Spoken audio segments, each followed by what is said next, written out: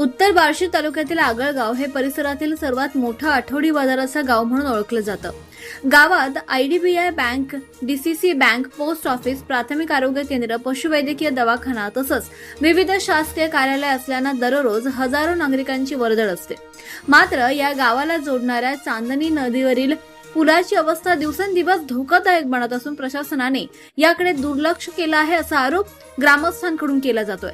या पुलावरून लोकसेवा विद्यालयातील सुमारे 400 ते 500 विद्यार्थी, दिलीपरावजी सोपल आश्रम शाळा, स्वामी समर्थ हायस्कूल आणि उषाताई राजमाने इंग्लिश मीडियम स्कूलमधील विद्यार्थी दररोज प्रवास करतात.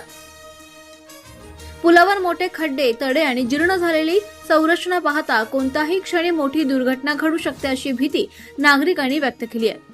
गावाच्या विकासाच्या गप्पा मारणारे लोकप्रतिनिधी आणि संबंधित विभाग मात्र या गंभीर प्रश्नाकडे डोळेझाक करत असल्याचं चित्र दिसत आहे. एखाद्या निष्पाप विद्यार्थ्याचा किंवा नागरिकाचा जीव गेल्यानंतरच प्रशासनाला जाग येणार का असा संतप्त सवाल ग्रामस्थांनी उपस्थित केलाय.